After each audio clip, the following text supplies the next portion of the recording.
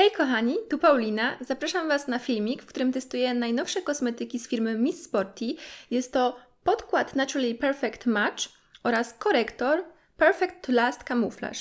Jeżeli jesteście ciekawi, jak te produkty wypadły na mojej twarzy, zapraszam do oglądania. Jeśli spodoba Wam się ten filmik, pamiętajcie, żeby kliknąć subskrybuj kanał.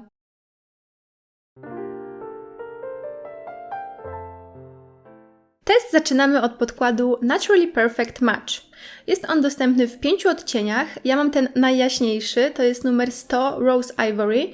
I jak widać już w opakowaniu jest to taki lekko różowy kolor. Sprawdźmy jak konsystencja. Opakowanie produktu jest szklane, mamy tutaj taką wygodną pompkę.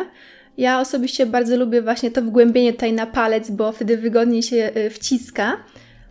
Masa jest dosyć płynna. Zobaczę jak pod opuszkiem palca.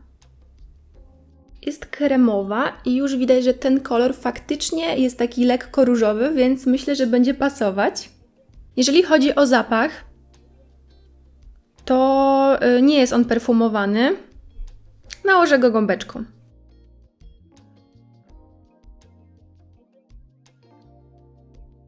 Podkład można kupić w Rossmanie i kosztuje on tam około 34 zł. I mamy tutaj 30 ml produktu. Jeżeli chodzi o krycie, to od razu widać, że jest ono bardzo delikatne, więc nie oczekuję, że przykryje mi tutaj te moje krostki. Ale kolor jak najbardziej jest ok. Zobaczymy, czy będzie oksydować.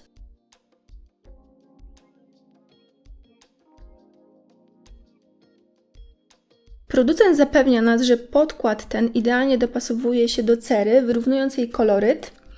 Co do tego wpasowania się w cerę, myślę, że ma on tutaj rację, to wszystko wygląda bardzo naturalnie, ale wyrównanie kolorytu moim zdaniem jest bardzo delikatne jak na razie. Zobaczę, czy można budować kolor i da się zwiększyć krycie.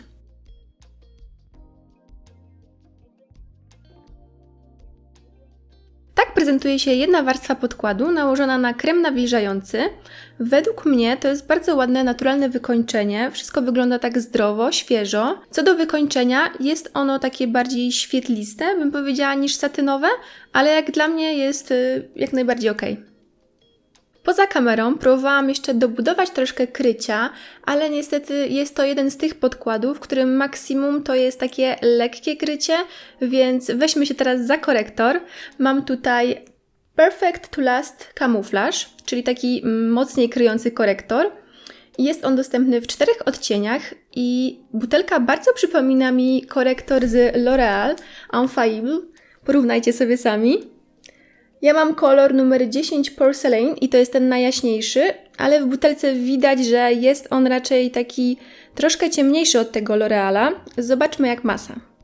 W środku korektora mamy tak samo jak w tym L'Orealu taką pacynkę Jumbo, czyli nabiera ona większą ilość masy.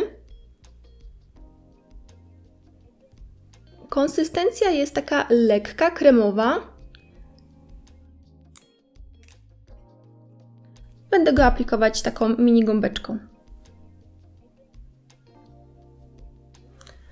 Nałożę go na powieki.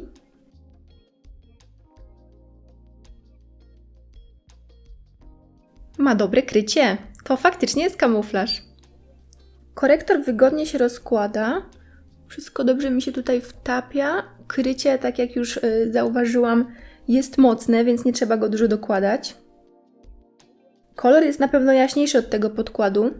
Jeżeli chodzi o cenę, to korektor ten kosztuje około 26 zł i jest on dostępny w Rossmanie i mamy tutaj 11 ml. Uważam, że jest on bardzo wydajny, więc na pewno starczy na długo. Na stronie Rossmana było napisane, że korektor ten ma długotrwałe i mocne krycie. I z tym mocnym kryciem to faktycznie zgadzam się. Myślę, że jest ono porównywalne do L'Oreala. Zobaczcie sami, wszystko jest ładnie przykryte, nie ma żadnych krostek. Kamuflaż spełnia swoją funkcję.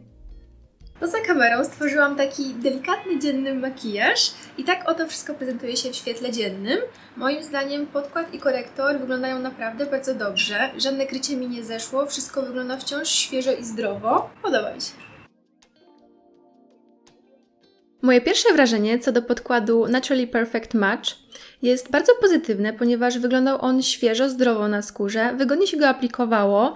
Minusem jest to, że nie dało się budować tego krycia, no i też lekko oksydował. Pomimo to uważam, że jest on wart swojej ceny.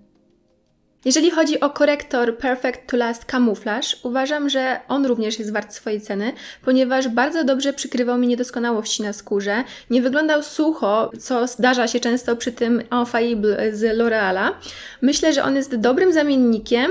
Co do koloru, jest on nieco ciemniejszy od tego najjaśniejszego z L'Oreala, ale wciąż wyglądał dobrze i plusem jest to, że nie oksydował.